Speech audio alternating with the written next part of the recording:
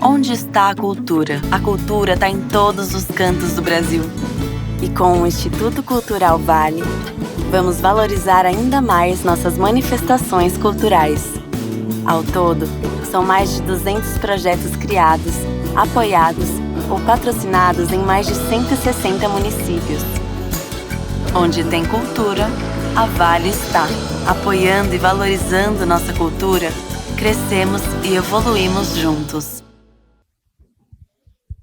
Boa noite a todos, sejam bem-vindos a Sempre um Papo. O Sempre um Papo está em parceria agora com o ciclo de debates Mutações, que é realizado pelo Arte e Pensamento e o Sesc São Paulo. O Sempre um Papo é um projeto viabilizado através do patrocínio do Instituto Cultural Vale e CEMIG, via Lei Federal de Incentivo à Cultura.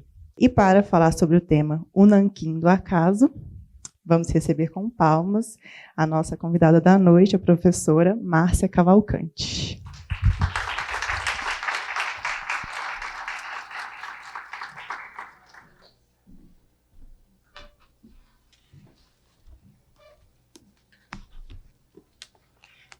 Obrigada, Jennifer.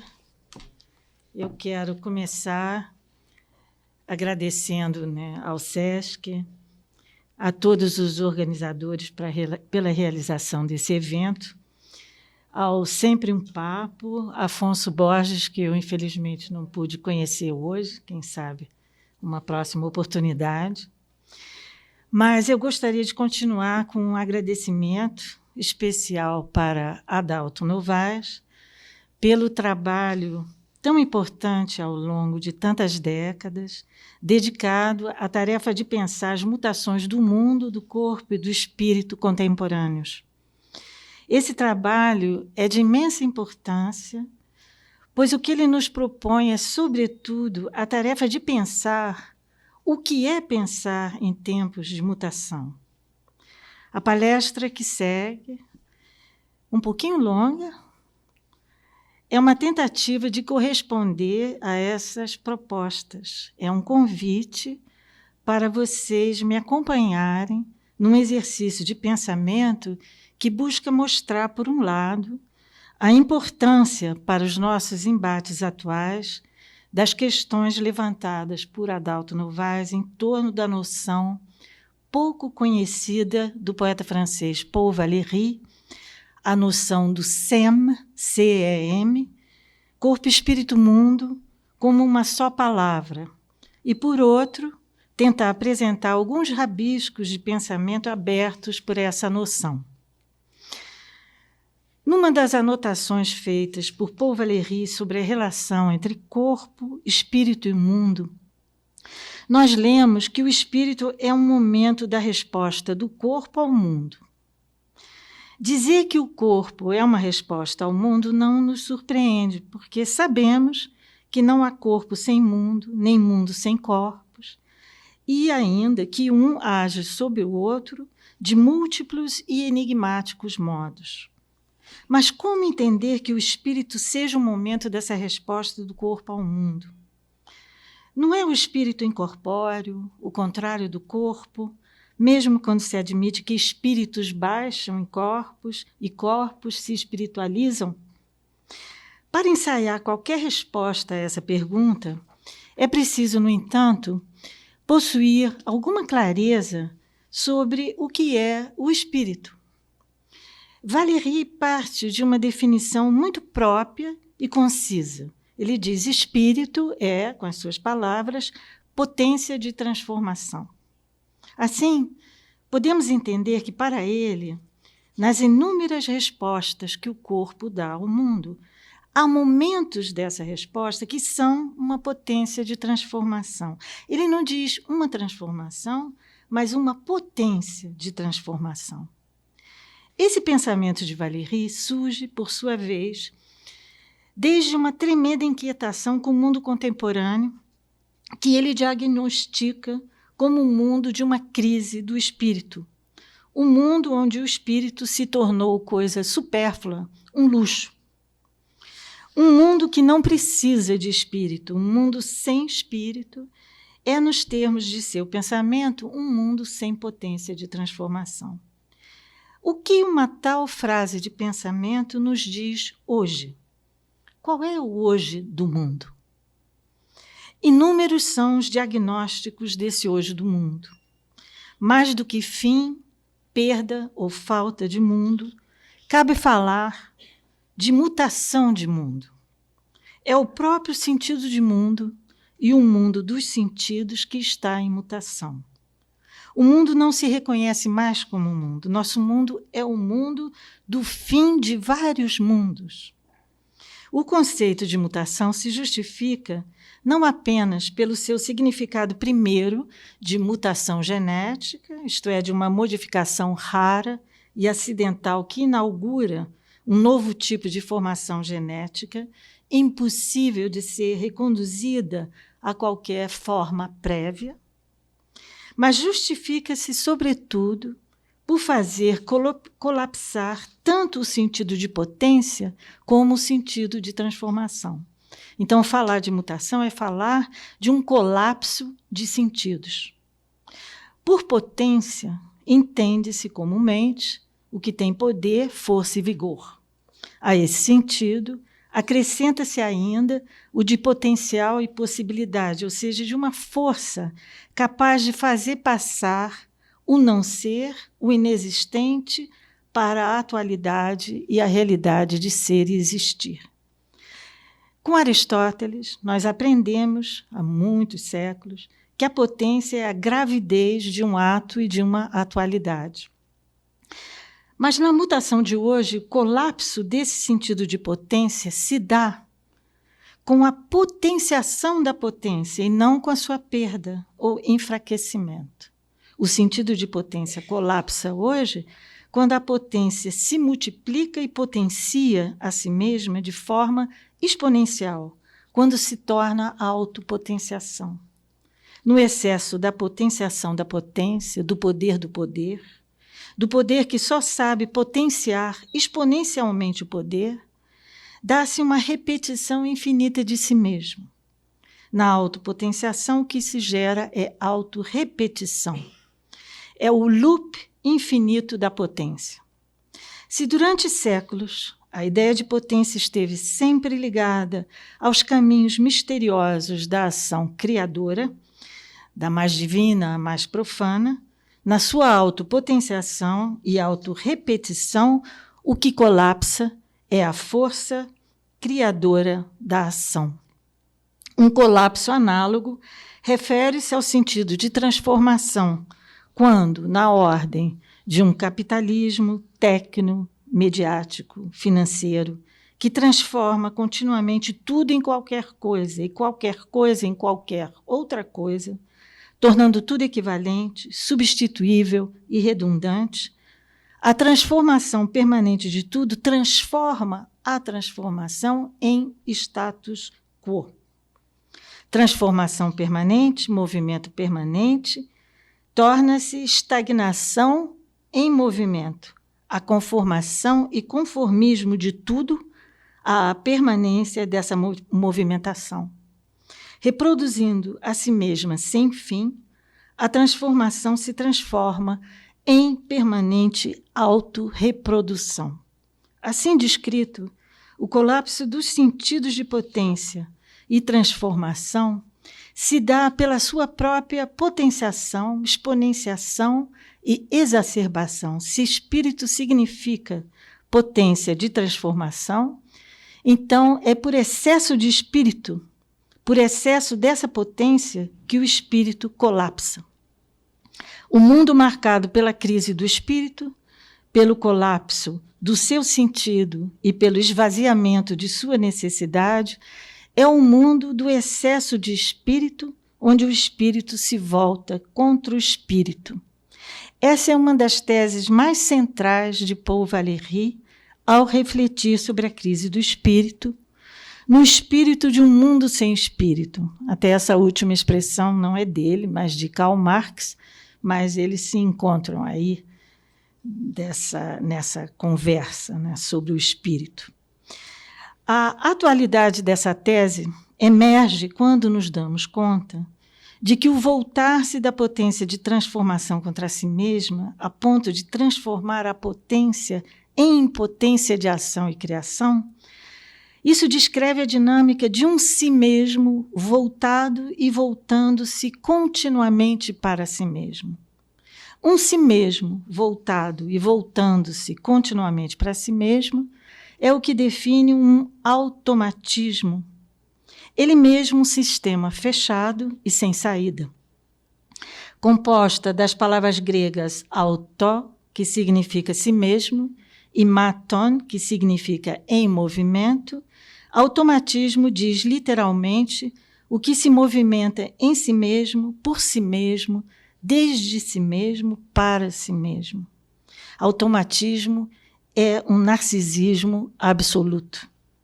O mundo da crise do espírito, no sentido de um mundo onde o espírito se volta contra o espírito, de um mundo onde o espírito é sem espírito, é o mundo do automatismo e da automação.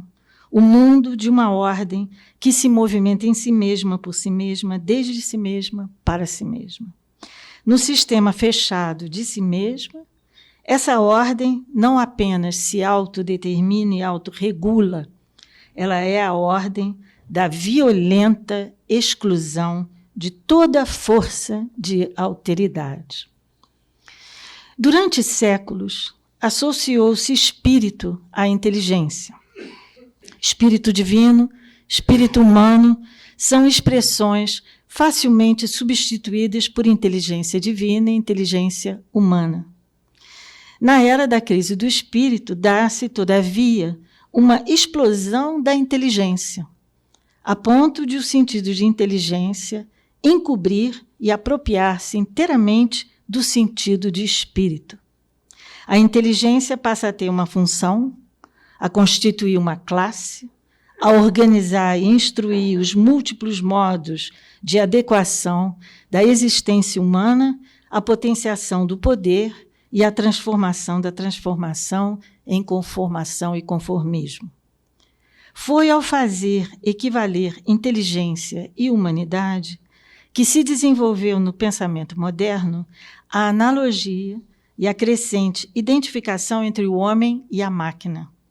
Homem-máquina, essa ideia elaborada por René Descartes, desenvolvida por Julien Offray de La Métrie no século XVIII, num tratado de mesmo nome, L'Homme-Machine, tem por fundamento uma transferência decisiva de sentido, a transferência do sentido de espírito para a inteligência. Grande parte das discussões sobre esse tratado de La Métrie atenta para a modificação do sentido de matéria que está à base da sua reelaboração do conceito cartesiano do homem-máquina. Se para Descartes o homem corpóreo ou animal deve ser comparado à máquina, quando se observam as suas respostas mecânicas ao mundo circundante, para La Métrie, o homem é máquina porque o seu corpo, analogamente à máquina, não é somente reflexo mecânico, mas algo que se move por si mesmo. Esse tratado renova o antigo sentido de máquina como autômato, divergindo da ideia então vigente de máquina como mero mecanismo, sempre dependente de um agente exterior. O entendimento da máquina como um autômato é, de fato, muito antiga. Tanto a antiguidade grega como a China, mais antiga, construíam autômatos, máquinas que se moviam por si mesmas e desenvolveram uma automatopoética, como diziam os gregos. Um dos exemplos são os célebres tripés, nós estamos usando aí vários, né, de Hefesto, que, segundo o relato mitológico citado por Aristóteles na sua Política, eu cito, iam sozinhos para as reuniões dos deuses. O trono do rei Salomão, no Antigo Testamento, também foi descrito como acionado por um mecanismo autômato. Mover-se por si mesmo, a automoção, é o que une para La Métrie homem, animal e máquina. Decisivo, no entanto, e o que distingue a máquina animal e humana, a máquina natural, da máquina construída pelo homem, a máquina técnica, o que distingue, diz Lametrie, é o espírito. O primeiro dos sentidos, a casa de todas as sensações, ele diz. Se automoção iguala homem-máquina, é pelos graus de autoemoção do espírito que elas se diferenciam. Só que para Lametrie, a casa dos sentidos e sensações, ou seja, o espírito, se redefine como modo de organização e instrução, como inteligência. A modificação do sentido de matéria corresponde, para ele, uma modificação do sentido de espírito, entendendo espírito como inteligência e inteligência como uma organização instrutora e uma instrução organizadora. Lametrie descobre a equivalência de homem, animal e máquina. Estes são graus variados de uma inteligência definida como capacidade de organizar e instruir tanto a si mesmo como a sua interação com o mundo circundante. Para Lametrie, o homem é a primeira máquina inteligente. Importante é ressaltar que a condição para essa reinvenção do homem moderno como homem-máquina é a transferência do sentido de espírito para a inteligência. A condição é a perda do espírito na potenciação da inteligência da potência. A condição é a perda do coração do espírito. Enquanto o que se move por si mesmo e se sente a si mesmo, o homem-máquina organiza e instrui a si mesmo e tudo ao seu redor. É essa automoção e autoemoção que lhe conferem autonomia. O homem moderno é o homem que se define não só como autômato, aquele que se move por si mesmo, mas igualmente e sobretudo como autônomo, como aquele que dá a si mesmo as suas leis, como autolegislador, como seu próprio Moisés, como nos faz pensar o Moisés de Michelangelo, visto e pensado por Freud. Autômato e autônomo, o homem moderno se posiciona na perigosa linha de contato e contaminação entre automatismo e autonomia, entre o mover a si mesmo, em si mesmo, por si mesmo, para si mesmo, no sentido de um automatismo coercivo e subjugador, e um mover a si mesmo, em si mesmo, por si mesmo, para si mesmo, no sentido de autonomia, entendida como liberação de toda heteronomia, de toda coerção e julgo, de todo automatismo. A crise do espírito de que fala Valéry é a crise da confusão cada vez mais crescente entre automatismo e autonomia, a crise da transferência da autonomia para o automatismo. Falar de mutação de mundo é falar dessa transferência do espírito e da autonomia para o automatismo. É falar de uma transferência contínua de sentidos que esvazia não só os sentidos, mas que esvazia o próprio sentido de sentido. Já virou provérbio a exclamação do teórico marxista americano Frederick Jameson de que é mais fácil imaginar o fim do mundo do que o fim do capitalismo.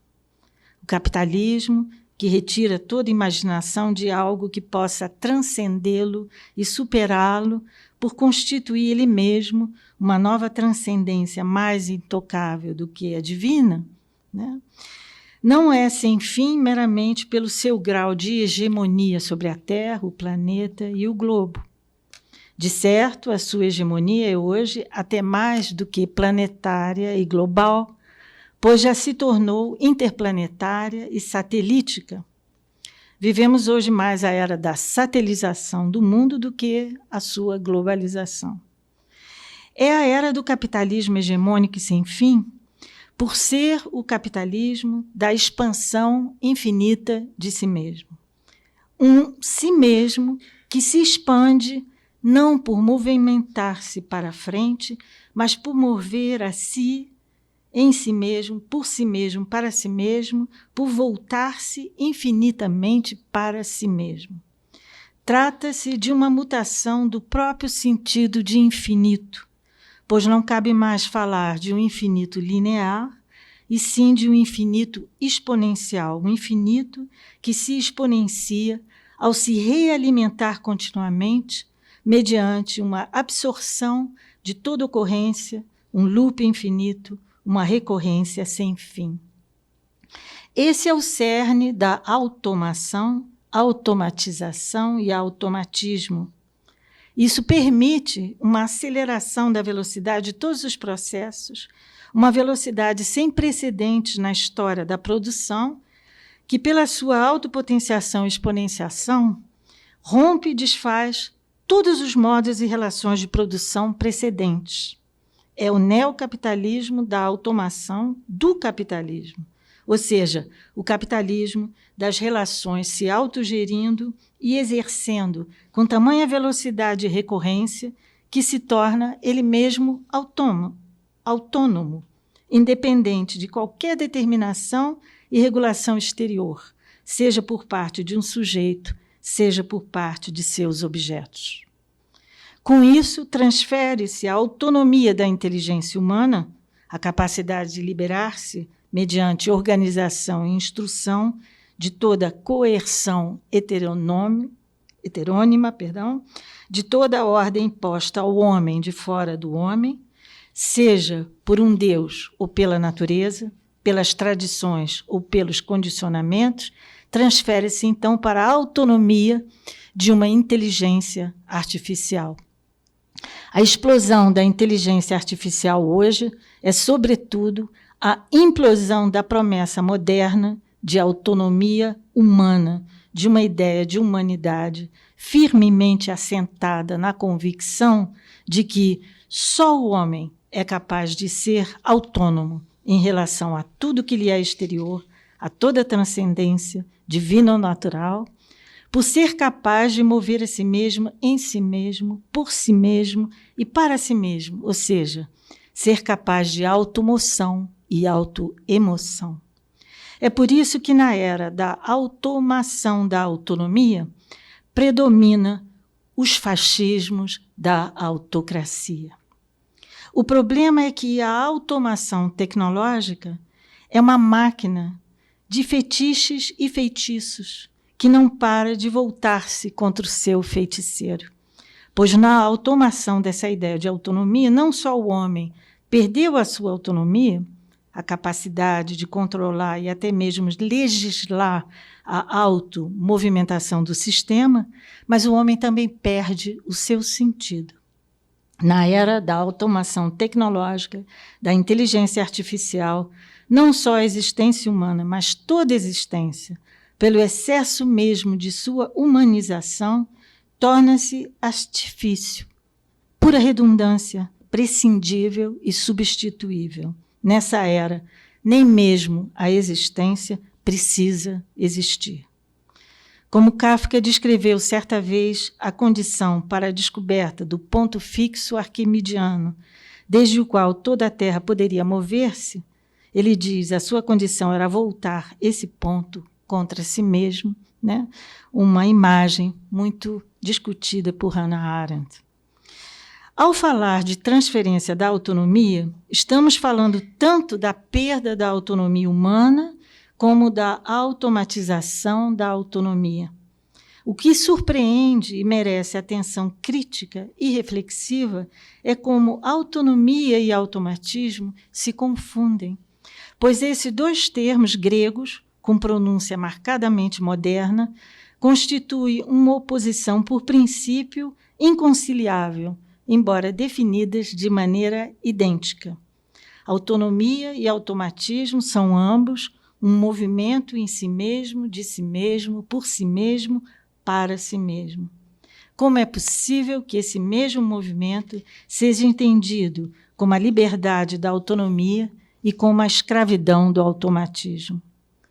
Quando um sentido reverte no seu oposto. Por excesso, a vida se exaure.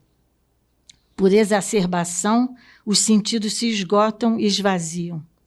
Pelo excesso de autonomia humana, o homem perde a sua autonomia. pelo excesso de assujeitamento de todo o real ao seu poder, o homem perde o seu poder de sujeito.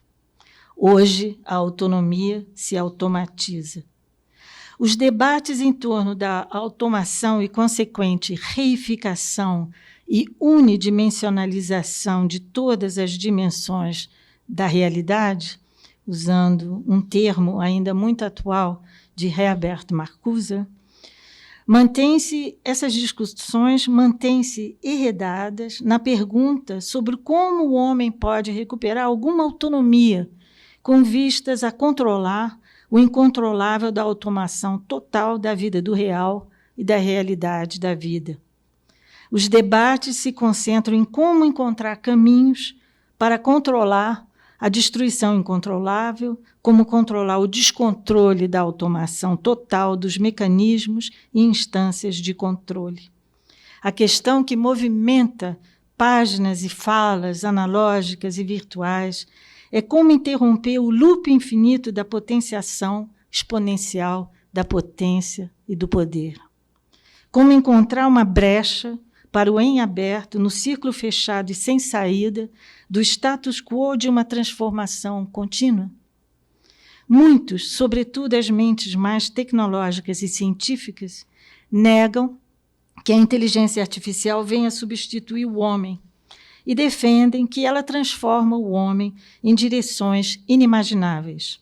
Alguns consideram que, ao transferir a autonomia para a automação, a perda de autonomia humana abre para a admissão de uma diversidade de inteligências, abre para uma noodiversidade, para uma neurodiversidade, com outras possibilidades de cálculo, para funções incalculáveis de múltiplas inteligências que podem e devem gerar uma tecnodiversidade e, assim, outras vias de tecnologia.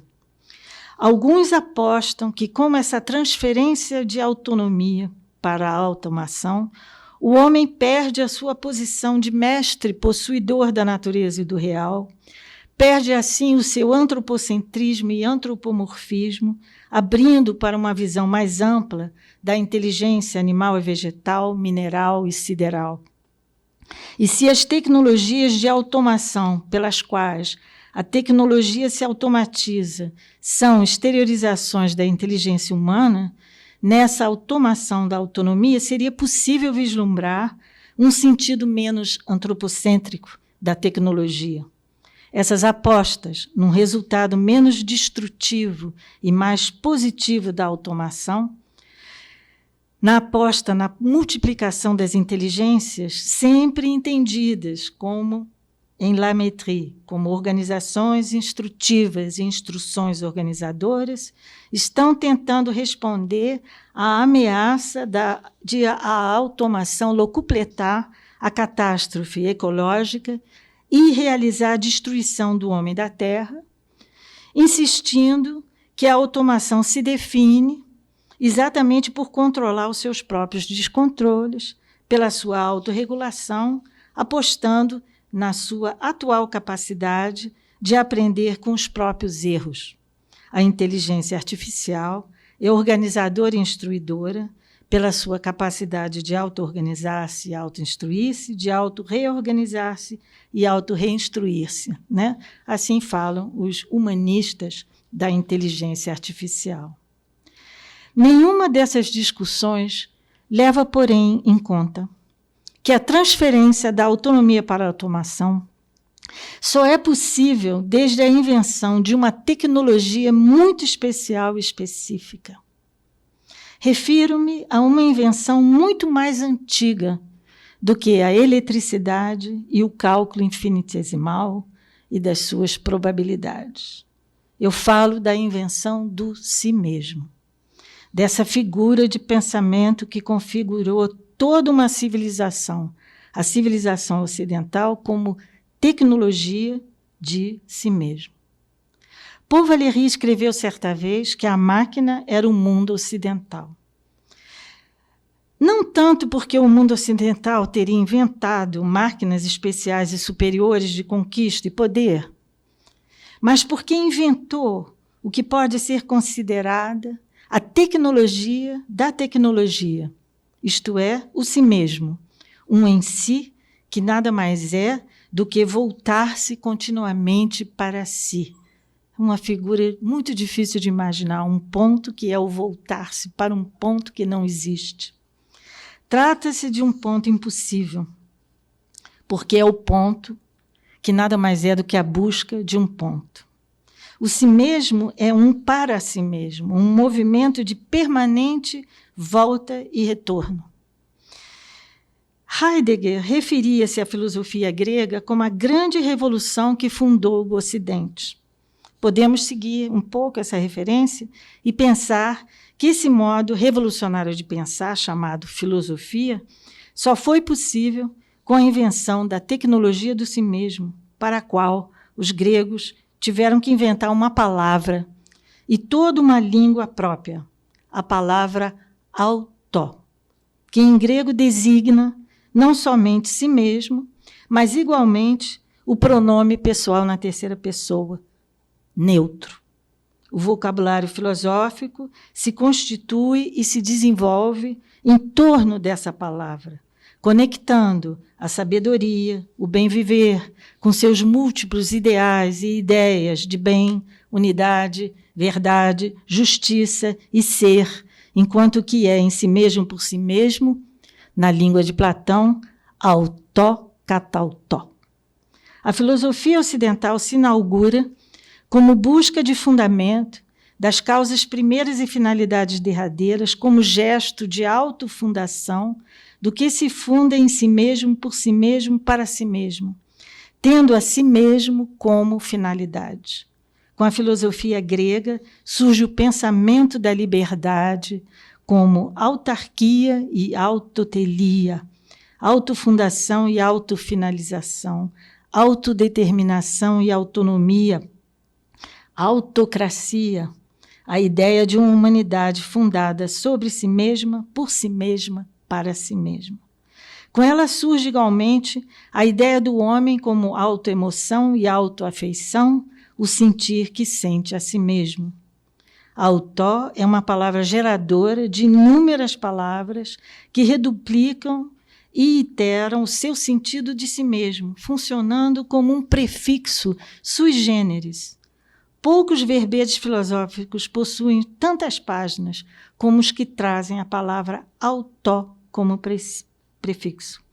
Ele é usado de forma reduplicativa e extensiva, como sinônimo também de dono da casa e proprietário, além de significar ainda ser sozinho.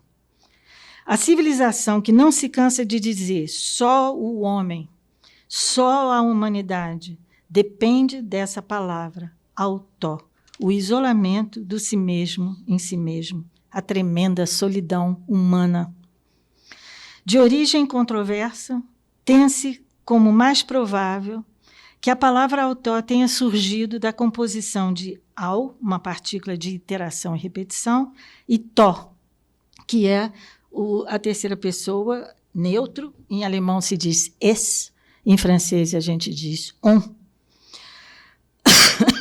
O artigo definido que permitiu a substantivação das palavras-chave da filosofia como ser e ente, tó, on, o ser. Para muitos filólogos, a filosofia como modalidade tipicamente ocidental de reduzir a multiplicidade das aparências à unidade de uma essência universal só foi possível com base numa linguagem que neutraliza toda a diferença a partir de uma ideia de si mesmo.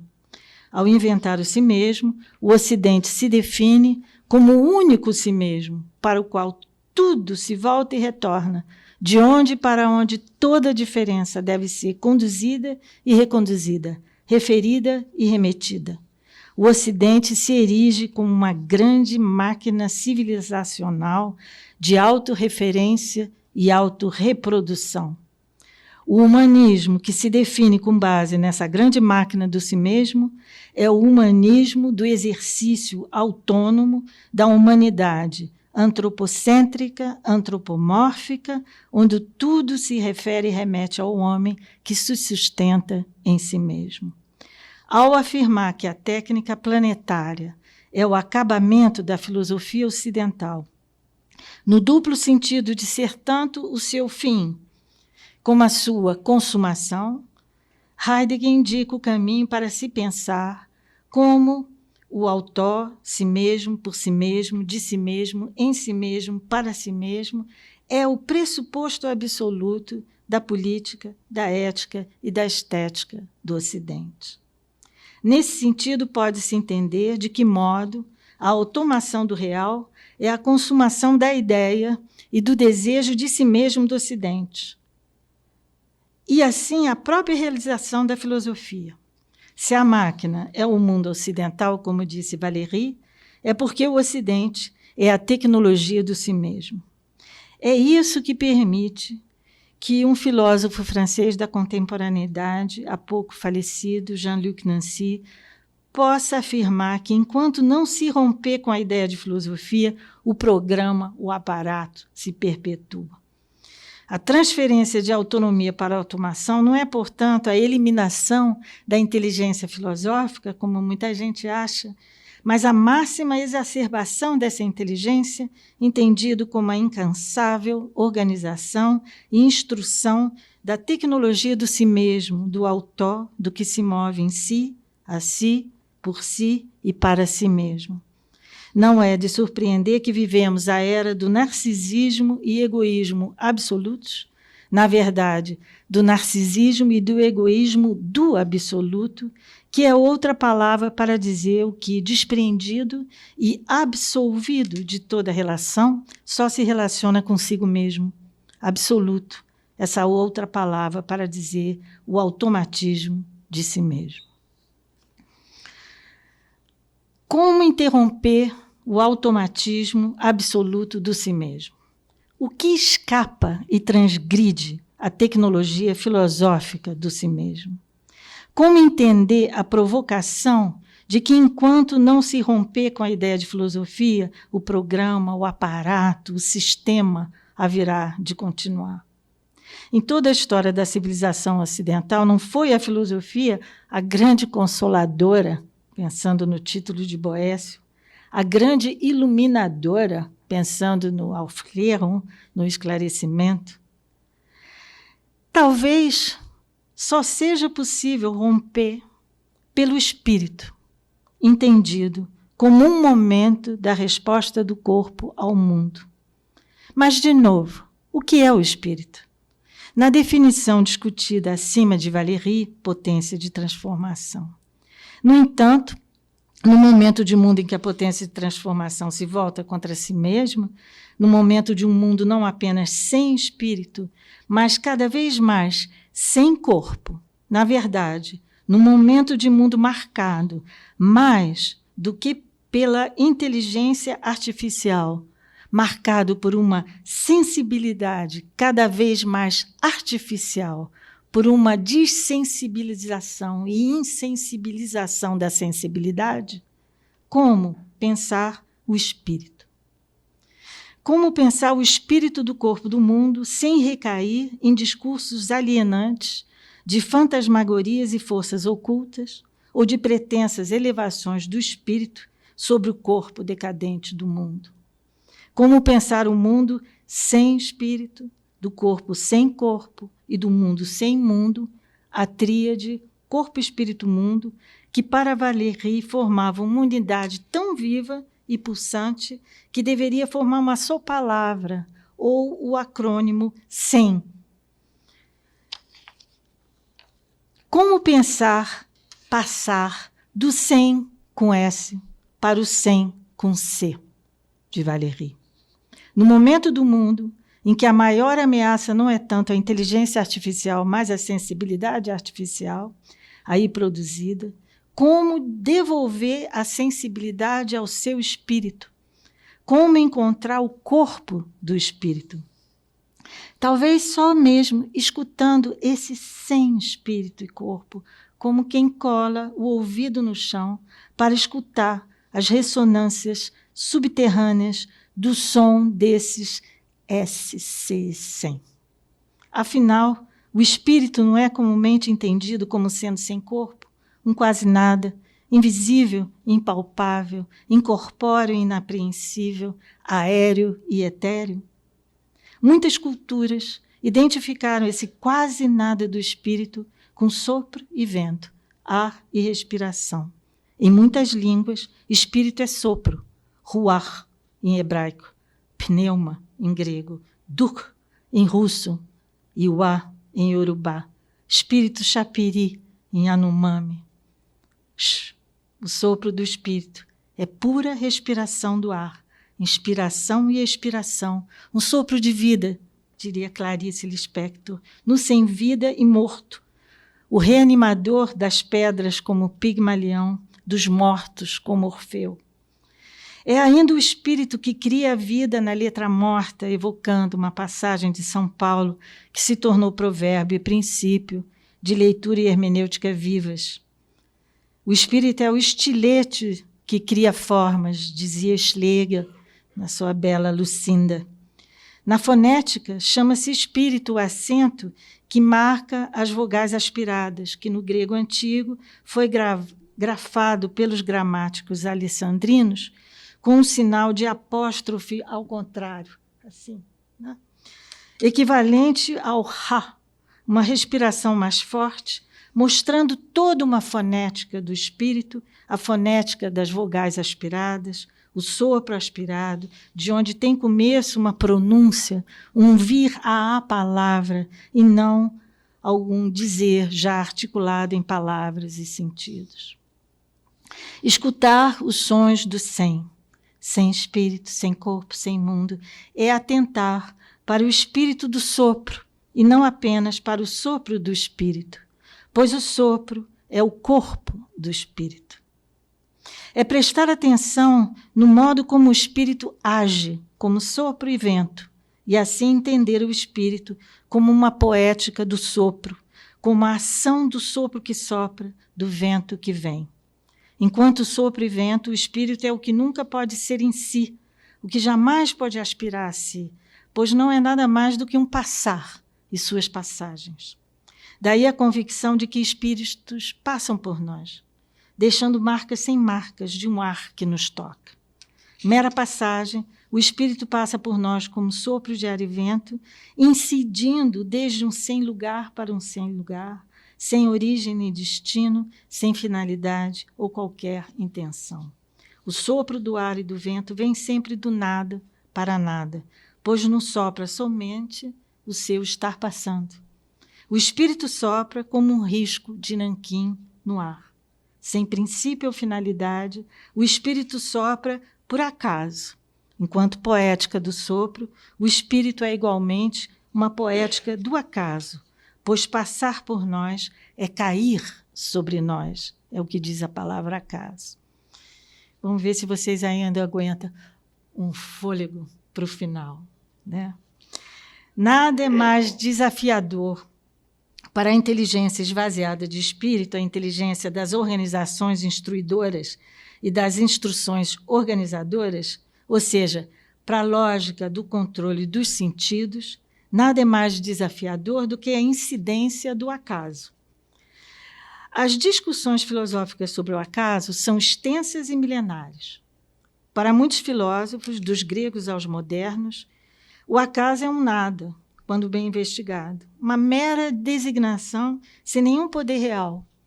Leibniz, por exemplo, considerava que o acaso, aparentemente sempre contrariando as leis da natureza, era ele mesmo nada mais do que uma coisa aparente mostrando a ignorância das suas causas. O acaso seria, assim, o nome de o ainda não se sabem as causas. Na visão determinista de mundo, o acaso embaça o sentido de necessidade, pois traz a dimensão de arbitrariedade e imprevisibilidade. O acaso foi entendido como contingência, o que pode ser assim ou não, desse modo ou de outro. Uma das palavras gregas para dizer acaso é tyke, muitas vezes traduzido por sorte. A outra é, porém, e espantosamente, autômato. Autômato é a palavra usada por Aristóteles na física para discutir o acaso, uma discussão que se tornou a base para a história filosófica do conceito, de acaso na matriz ocidental. O acaso nomeia a exceção à regra, o imprevisível e espontâneo, o que surge e se movimenta por si mesmo, sendo para o homem determinado e irracional, trazendo o âmbito do inesperado e incontrolável. O acaso desafia, assim, o horizonte da liberdade humana e da responsabilidade sobre suas ações, pois não há como controlar o acaso e a força enigmática da contingência. A filosofia moderna, com a invenção do infinito e de seu cálculo, com a descoberta dos infinitos mundos possíveis, dos transfinitos e suas compossibilidades, inaugurou o entendimento do acaso como conjunção de inúmeras causas. Um dos grandes desafios para a inteligência funcional do mundo tem sido como controlar o acaso, aparentemente incontrolável. Com o cálculo estatístico das probabilidades, com a teoria do caos, das complexidades, com a física quântica e as teorias da dinâmica não linear, o acaso pode hoje ser calculado. Com efeito, lembrando as reflexões de Wilhelm Flusser, o aparato inclui o que ele próprio definiu como acaso no campo de seu cálculo da expansão infinita do infinito. Com a neurociência, o acaso viu-se reduzido aos traumas do acidente. Seguindo múltiplas discussões filosóficas e científicas sobre a natureza do acaso e o acaso na natureza, permanece, no entanto, sempre misterioso como o acaso cai e incide sobre a existência. Não tanto o que é o acaso e as suas incidências e coincidências, que temos tantas definições, mas como a incidência incide. O acaso incide como um sopro, incide como uma mancha ou pincelada de nanquim numa superfície. O acaso é a causa de toda surpresa, do improvável, disse Valéry. Ou como disse a poetisa polonesa Wisława Szymborska, o acaso gira nas mãos um caleidoscópio. Nele cintilam bilhões de vidrinhos coloridos e, de repente, o vidrinho de um João tintilitou contra o vidrinho de uma Maria. Que a palavra para dizer acaso possa ser a mesma que a palavra para dizer automatismo, e assim a tecnologia do si mesmo nos dá muito a pensar. Há algo no movimento que talvez escape à tecnologia do si mesmo, pela qual se busca definir o movimento com base no de onde e para onde ele se movimenta.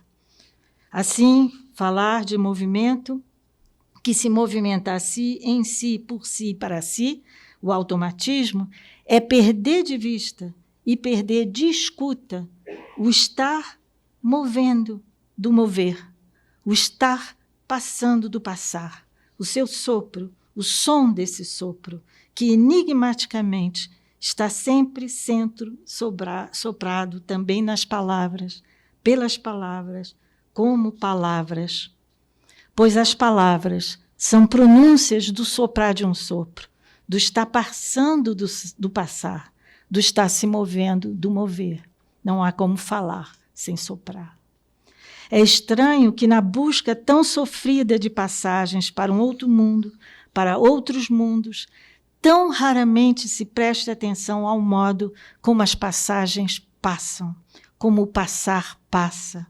Não de onde vem, não de onde vai, para onde vai, não porquê e em razão de que se dá ou não uma passagem, e tampouco como passagens se constroem, mas simplesmente como o passar passa, como o vento venta, como o sopro sopra, como o espírito espiritualiza. É estranho que se fale tanto de devir e transformação, mas tão raramente se atente ao estranho modo como o vir vem. Essa breve discussão final, depois dessa longa exposição sobre a poética do espírito e do acaso, sobre a necessidade de se pensar como o espírito age e faz, sobre o seu modo aéreo, quase imperceptível, a maneira de pinceladas de nanquim, de esboços, de rabiscos, quer indicar a urgência de, na era da automação da liberdade, de se desenvolver um pensar-sentir, essa expressão tanto de Clarice Lispector como de Guimarães Rosa, e de se desenvolver uma sensibilidade poética. É importante frisar que se trata de uma sensibilidade poética e não poética ou artística, quando se entende por poética o que Valéry sugeriu como uma sensibilidade para a ação em ato, uma sensibilidade para o estar se fazendo do fazer. Essa sensibilidade não se confunde com um saber sobre a arte, sobre a estética, sobre a poesia, sobre a erudição gigantesca, sobre todo o acervo e o arquivo das criações e obras artísticas. Corresponde, porém, ao saber da arte e da poesia, que é um saber fazer ou fazer, e não produzir obras e produtos. No momento de mutação do mundo, do corpo e do espírito, quando em aberto da liberdade se transfere cada vez mais para o sem saída da automação infinita de toda autonomia, no momento em que não mais se sabe para onde ir e nem como e para onde voltar, no momento em que as nostalgias e utopias se mostram impotentes e destruidoras, dá-se também a chance, outro termo para dizer acaso, a chance de emergir uma sensibilidade poética, que não é nem artificial, nem natural, nem estética, nem conceitual. Trata-se, talvez mais, de um desvio de atenção, onde a atenção passa a atentar para o próprio atentar. Passa a atentar para como o movimento de pensamento vem à palavra, como as palavras dão a pensar, e não só a rigidez dos conceitos. O momento e a chance de se atentar e passar a olhar para o próprio olhar, para como existir desde os ritmos e as pulsações do estar existindo.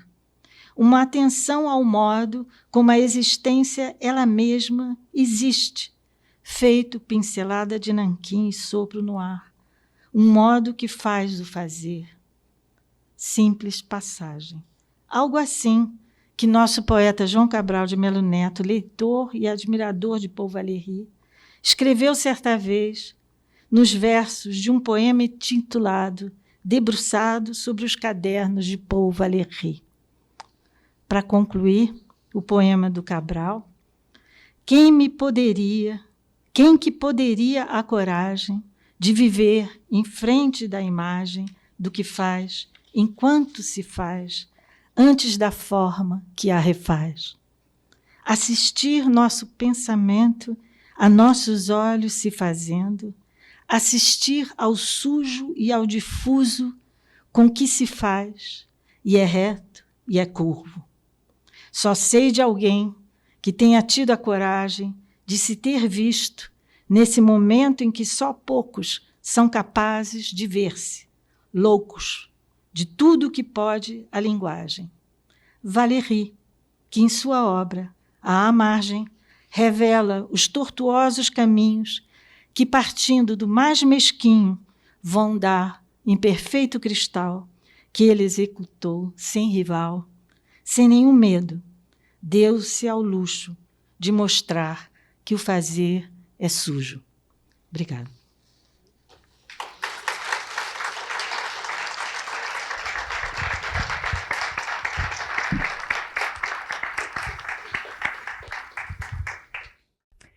Então, agora nós vamos abrir para comentários, perguntas.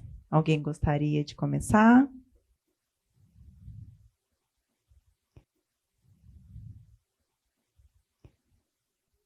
Eu tenho aqui uma pergunta que o Afonso Borges me mandou, e é o seguinte. Não te parece... Ele está aqui? Não. Ele assistiu? Ah, ele está me mandando, eu acho que ele está acompanhando de longe. Não te parece que a questão essencial é a terceirização da cognição e da linguagem humana para não humanos? Não seria também isso que acentua a crise da potência de transformação na medida que transferimos voluntariamente essa potência para não humanos? Fez sentido? Faz sentido. Foi justamente isso que eu tentei falar durante uma hora. Então, Afonso, realmente foi isso. É uma forma de dizer,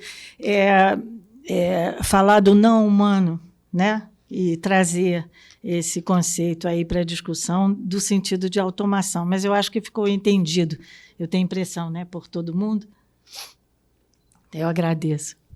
Alguma outra pergunta?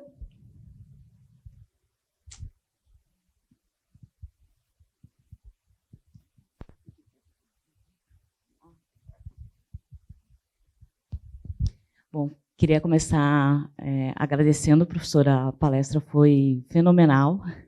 Muito obrigada.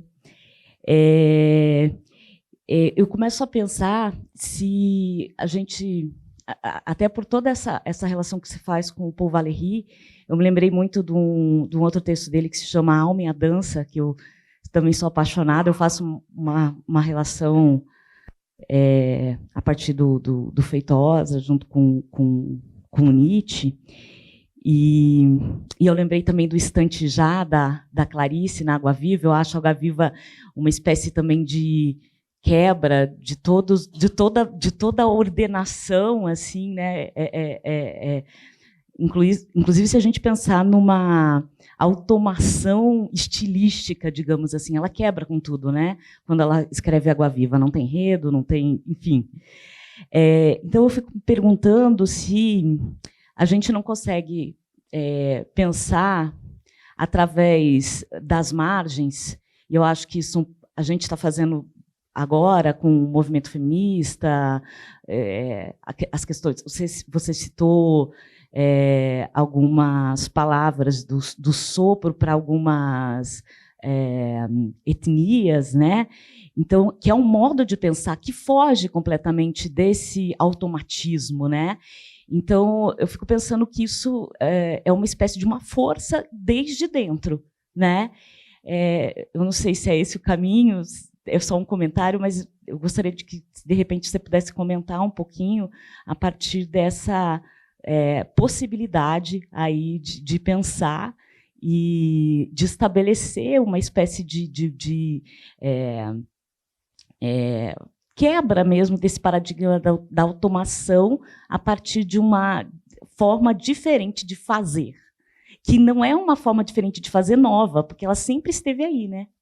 É a gente que, de alguma maneira, nunca olhou para isso, né? Obrigada.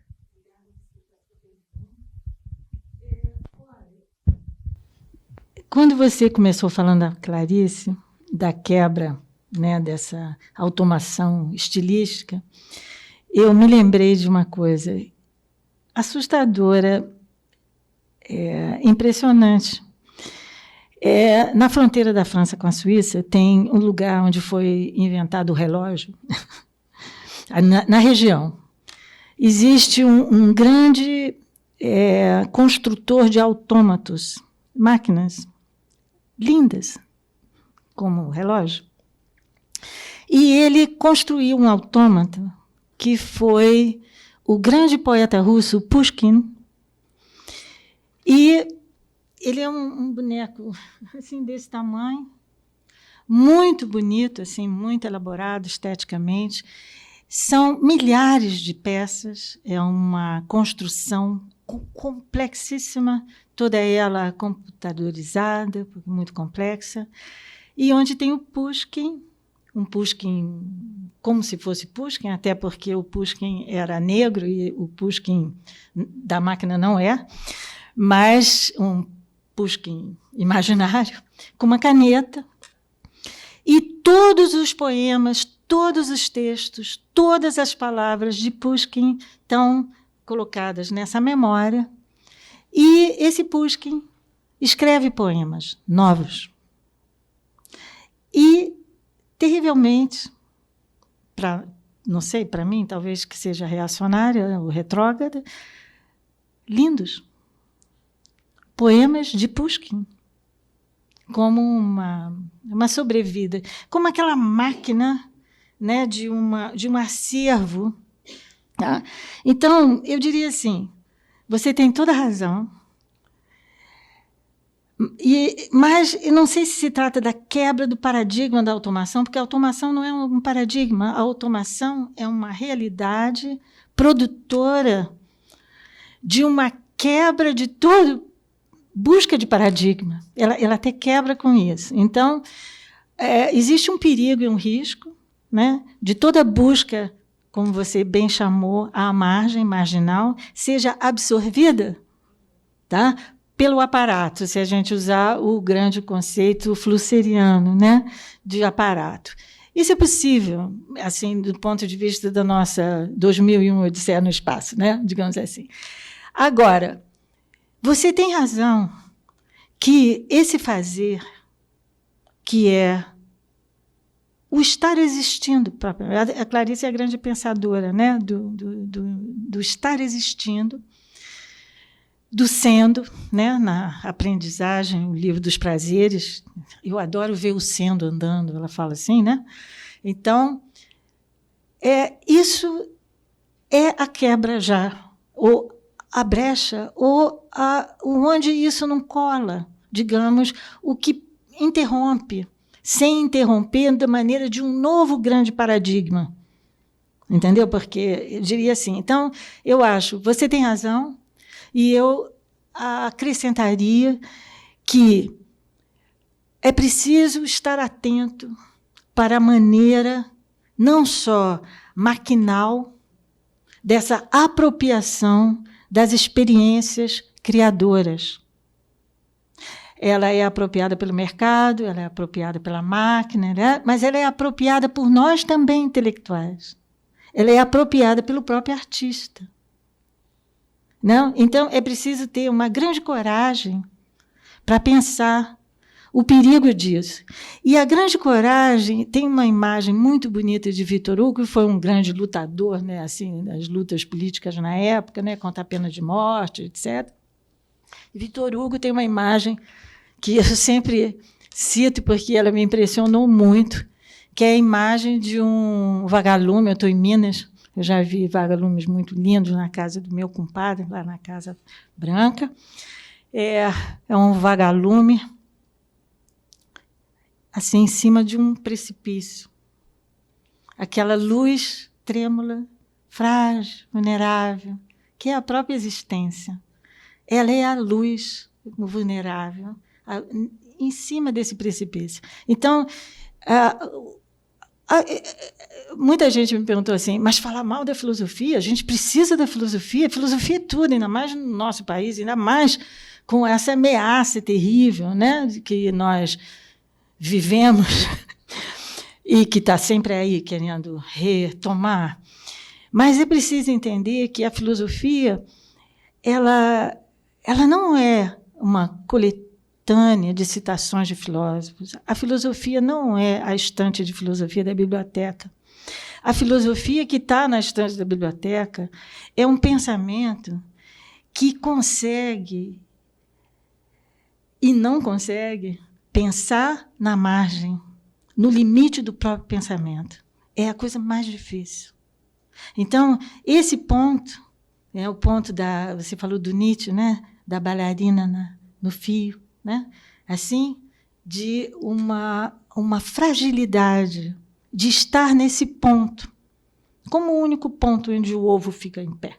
Esse ponto é muito difícil. Então, ter essa visão, né, de que as nossas investidas, vamos dizer assim, de pensamento, do espírito, elas têm essa fragilidade e a força do ar, porque sem o sopro não há vida. É uma força tremenda esse nada, né, esse quase nada, né? Bom, mais ou menos isso que a sua pergunta me gerou, digamos assim. Não sei se corresponde ao que você estava querendo dizer. Alguém mais gostaria de comentar?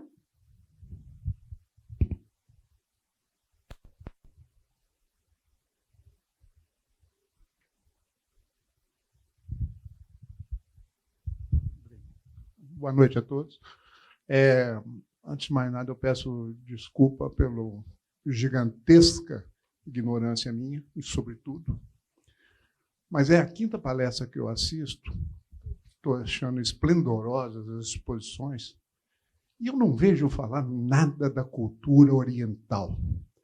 Eu estou vendo falar muito da cultura ocidental, que é a nossa formação, mas parece que nós criamos um muro, uma barreira, e não absorvemos nada da cultura oriental, sendo que ela é tão importante no mundo. Eu não sei o que está. É a minha visão de um completo ignorante, mas eu sinto falta de um olhar sobre o mundo oriental. Estou chamando de oriental porque aqui se fala muito da cultura ocidental. Então, cabe até uma discussão sobre os conceitos de ocidental, oriental, mas me faz falta ouvir uma palavra sobre o mundo oriental. A filosofia do mundo oriental, a linguagem do mundo oriental. O tema da mutação é corpo, espírito e mundo. E por que o mundo oriental não se insere de alguma forma, sendo que nós sabemos historicamente como ele se inseriu nesse mundo ocidental? Eu sinto falta disso. Não é, desculpa a minha total ignorância sobre tudo. Não é uma ignorância, porque, pela sua pergunta, o senhor deve estudar o pensamento oriental de alguma forma e se interessar por ele. Mas eu não posso falar das outras palestras, né? Eu não posso falar. A única coisa que eu posso dizer é o seguinte: depende da questão que está sendo colocada, né? E a questão que eu propus foi pensar, vamos dizer assim, esse mundo, né, que a gente chama de globalização, eu chamaria mais de satelização mesmo, que é um mundo da perda do espírito, tá? E entender como isso é a própria raiz, de certa forma, do mundo ocidental. Então, significa, é uma crítica ao mundo ocidental.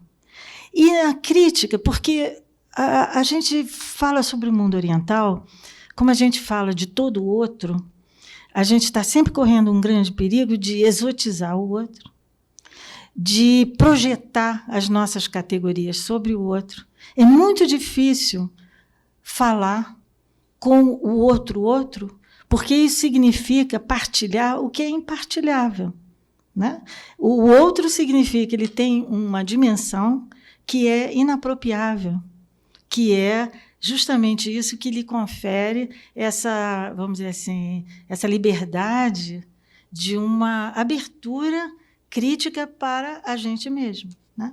Então, eu não falar do mundo oriental de fato, por ignorância. Eu não sei falar japonês, eu não sei falar chinês, né? E tudo que eu estuda sempre numa conversa, abrindo-se, né, para escutar o que vem desse outro, né? Então, em vez de falar sobre o outro, eu quero abrir, né, desconstruir, vamos usar essa palavra da moda filosófica, né, para que o outro possa emergir na sua grande diferença, né? Mais isso. Tá?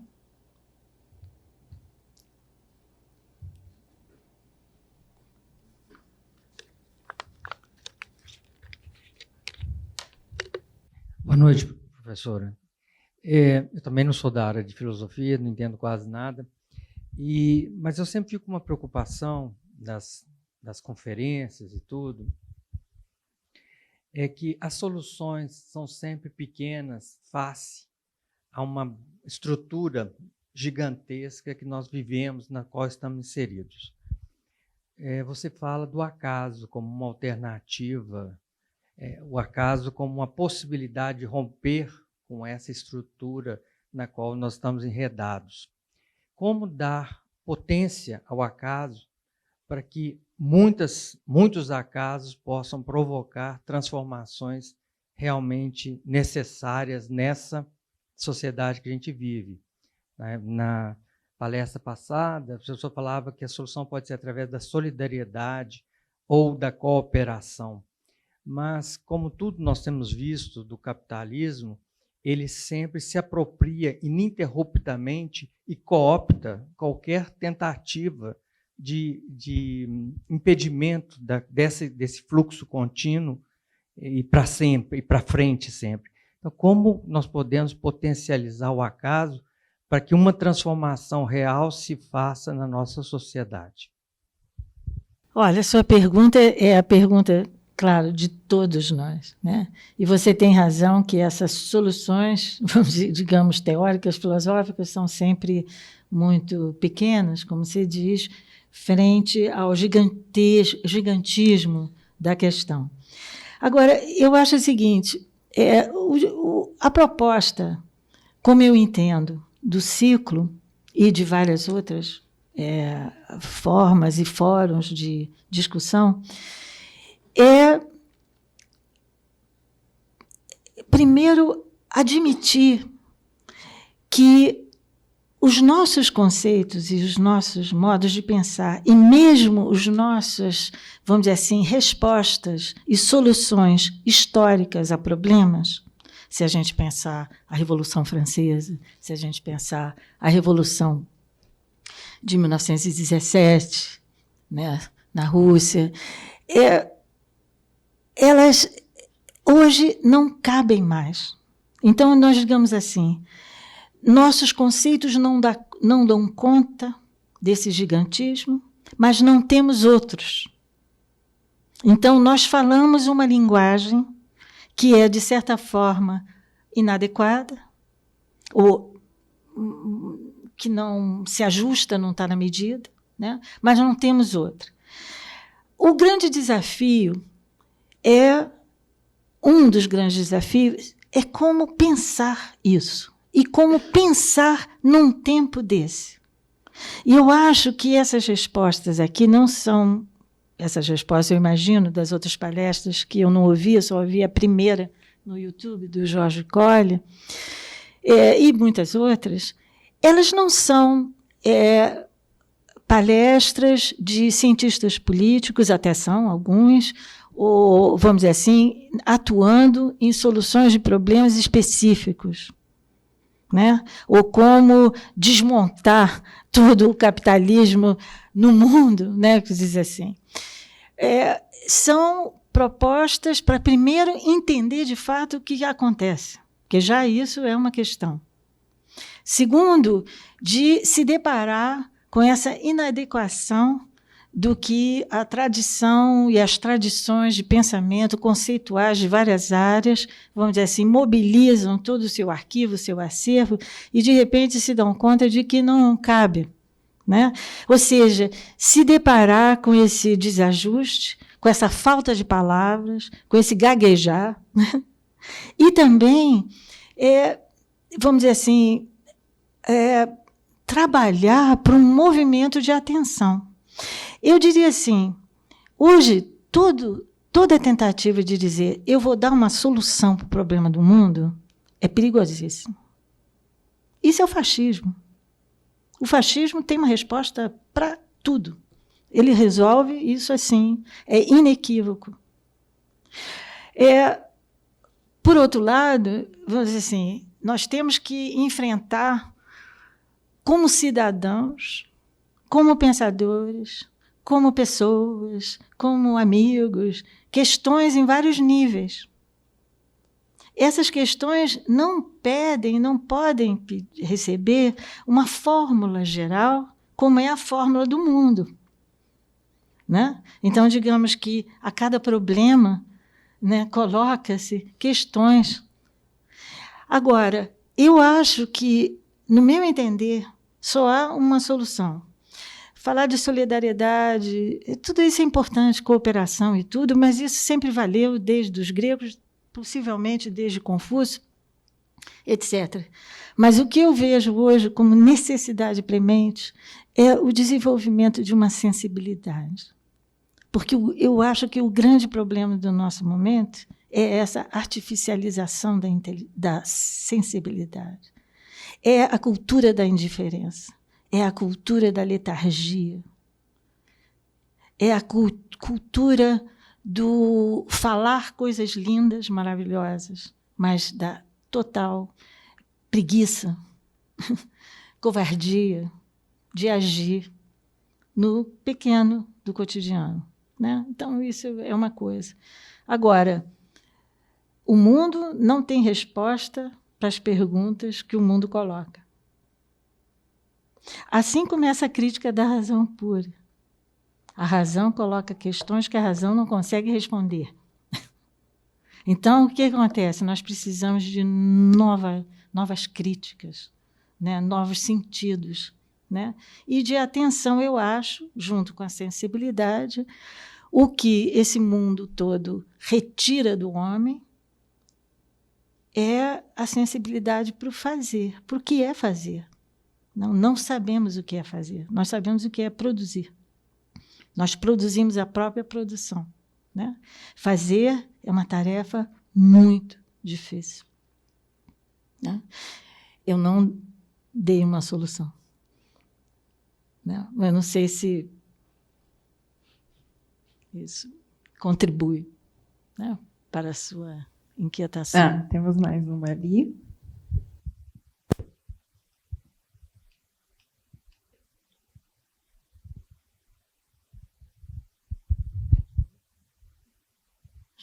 Bom, em primeiro lugar, obrigada pela palestra, de fato foi fantástica. Eu acho muito legal quando o palestrante, a palestrante, traz diversas camadas daquele tema que vai apresentar, como você, né, falou dos gregos, falou de através de poesias e através de uma produção que a gente vê que é própria também, né, tem uma autoria muito marcante. E eu vou perguntar um pouco sobre essa última resposta que você deu em relação à sensibilidade. Eu fiquei muito tocada quando você falou do Homem Unidimensional do conceito de Herbert Marcuse, que é um filósofo que eu gosto bastante. E mais adiante, ele vai falar, assim, algumas décadas adiante, né, ele vai falar sobre a nova sensibilidade. Vamos dizer assim, se a gente quiser fazer uma relação saltando décadas, e assim, para simplificar a história, transformar uma longa história numa pergunta curta, ele apresenta como uma possibilidade de romper com essa unidimensionalidade exatamente uma nova sensibilidade, como você está fazendo. Agora, e aqui que entra a minha pergunta, o ponto que ele vê para levar adiante a ideia de uma nova sensibilidade é através da imaginação. Então, ele fica instigado com a possibilidade de haver uma nova sensibilidade, e ele escreve de uma maneira muito radical, assim, de um ser humano que não suporte, que lhe doa o estômago, enfrentar, ter que olhar e se submeter todo dia ao tipo de vida que o sistema nos obriga. E de onde viria, então, essa nova sensibilidade? Ele tem essa ideia a partir dos movimentos de 68, né? Principalmente de maio de 68, em Paris. E o moto desse movimento era imaginação no poder. Então, Marcuse, que já gostava da imaginação lá desde a Civilização, né? Ele bota as fichas na imaginação mesmo, inclusive numa expressão que ele usa, assim, um fundamento biológico para o socialismo. Porque a imaginação é uma potência que a gente tem desde que o mundo é mundo e que ainda não perdemos, né? Então, isso é uma coisa fabulosa, porque, diante de toda essa estrutura unidimensional,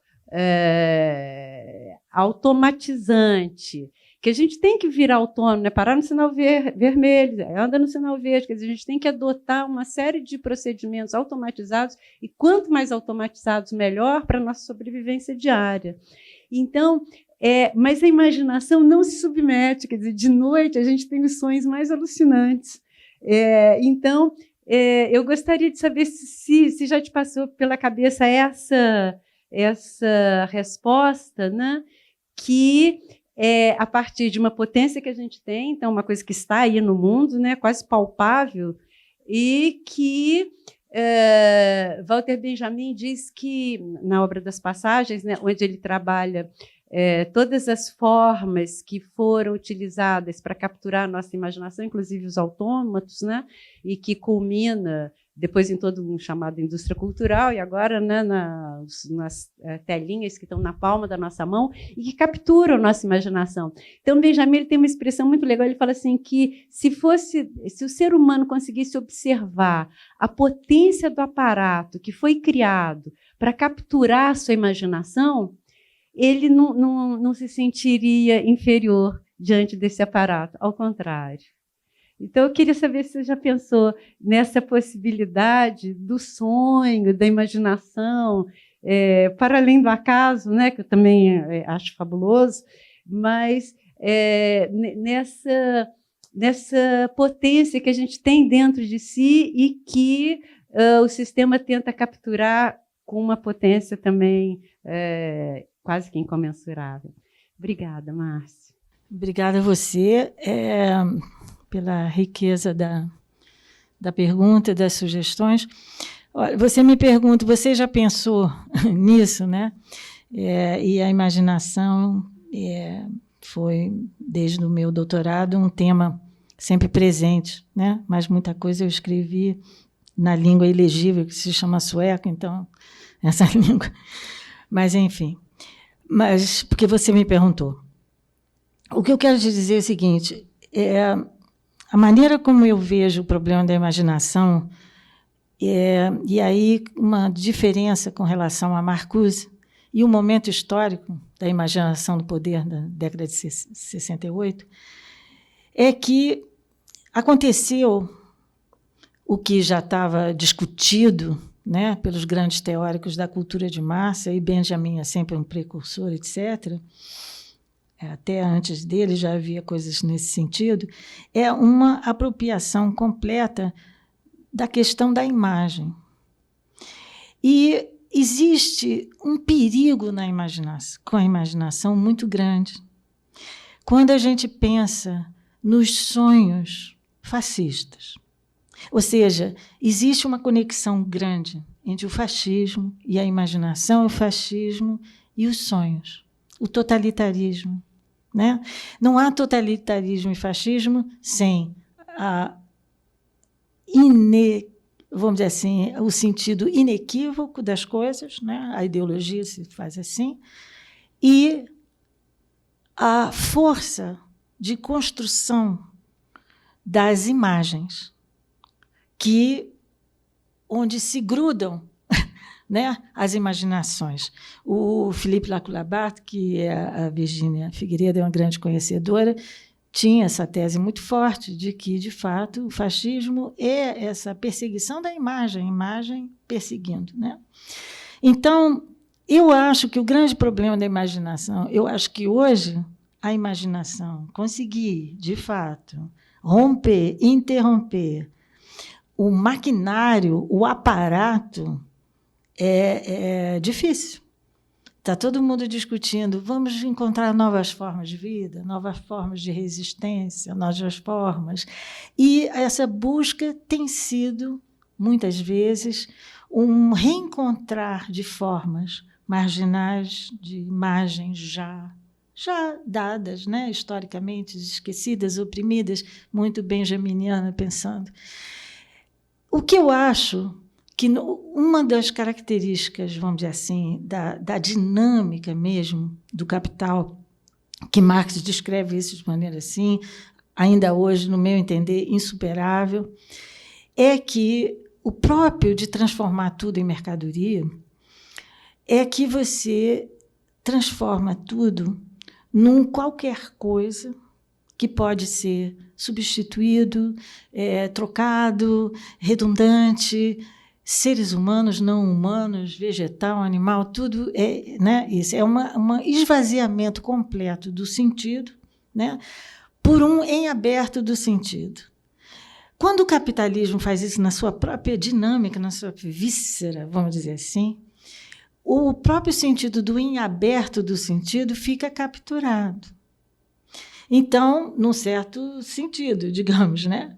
Então, o grande problema é como é possível pensar forma que não seja essa apropriação da forma sem conteúdo. Eu acho, assim, no meu trabalho, eu penso muito em termos do informe, ou seja, é o informe, é o esboço, é o rabisco, é a mancha. Isso não é um sentido como uma técnica para resolver problema, mas eu digo como figura de pensamento, mais do que a imaginação, né? Então, eu diria assim, você pode chamar isso de imaginação. Eu estou vendo que você está reagindo e chamando de imaginação. Eu acho que todo conceito que a gente traz, a gente deve sempre trazer de maneira assim, como esse vagalumezinho, frágil, não é absoluto, é problemático nele próprio, né? E vamos dizer assim, o próprio desse sem forma, né? O capitalismo deforma, ele tira todas as formas, tudo fica sem forma, mas sob formas que são cascas sem conteúdo. Tem forma de sentido, tem forma de tradição, tem forma de valor, mas não tem valor, porque o valor pode ser qualquer um.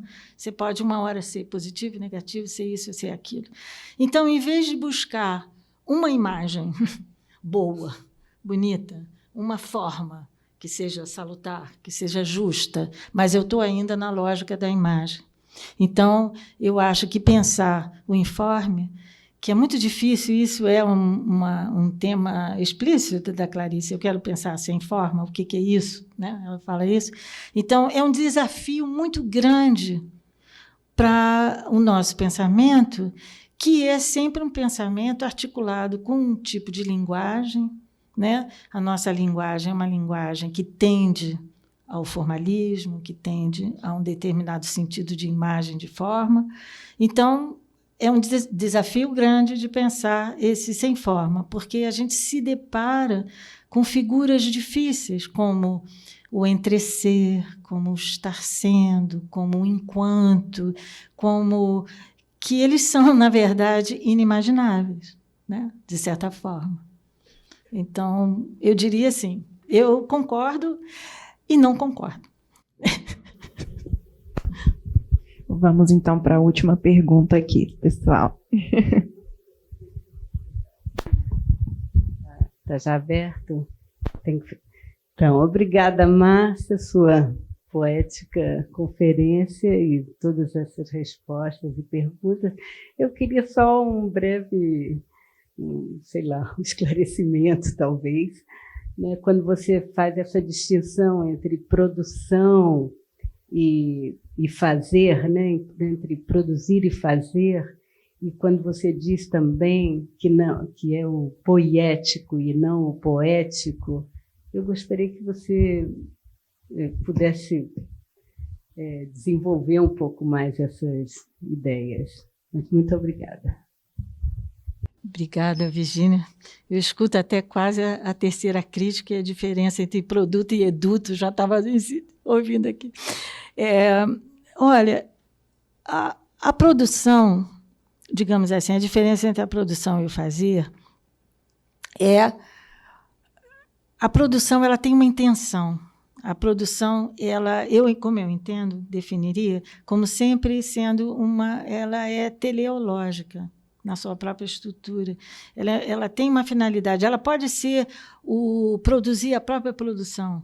Ela pode ser produzir qualquer coisa. Mas a própria estrutura, né? A gente vê assim, o vocabulário de produção é um vocabulário que entra na filosofia, sobretudo alemã, no século XVIII. Ela, sem dúvida, ela está ligada à Revolução Industrial, ela está ligada a um novo sentido de fazer, né? Onde esse fazer ele deixa de ser, vamos dizer assim, está sintonizado com esse corpo do estar fazendo. Eu não estou falando de modos de produção, eu não estou falando ainda disso. Então, a diferença básica é o seguinte: no mundo onde que tudo é produzido o tempo inteiro e que parece que a gente nada mais faz do que fazer, né? Então, o que se perde é o fazer. Eu acho que é a mesma coisa com relação à sua pergunta da imaginação, é que no mundo desse excesso de imagem, a gente perdeu o sentido da imagem. Não? É muito raro alguém olhar, né, um quadro, uma obra, e ver. É difícil ver. Né? O ver é uma, vamos dizer assim, o ver é uma obra, o Valéry dizia. O próprio ver é uma obra, nesse sentido.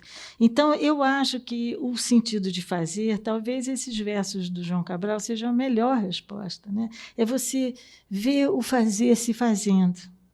Você não está vendo o que vai dar, você não está vendo isso. Então, significa que você está num momento de total, vamos dizer assim, entrega, talvez, escuta, talvez, mais orientalmente, né, de um deixar fazer, um deixar ser. O fazer também te faz.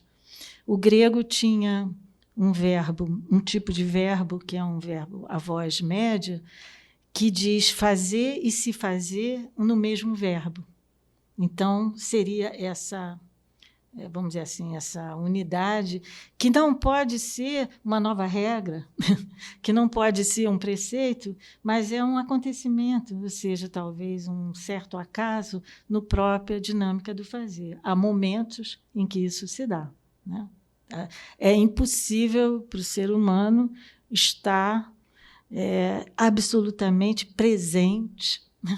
Como em certas instâncias da existência, momentos. Né? T.S. Eliot falava, né? O homem não aguenta a realidade mais, ele pira, então ele tem que sair um pouco. Né?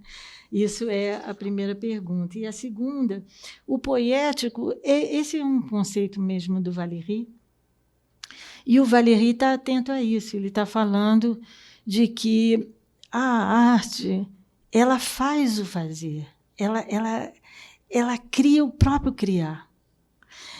A Clarice tem uma expressão muito bonita que ela fala, não é levar as coisas para a sua fonte, né? Não é criar as coisas perto da fonte.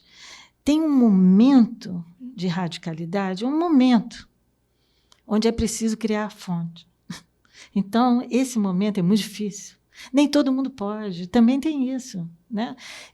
Mas isso não é um problema, porque cada um né, é a força da singularidade.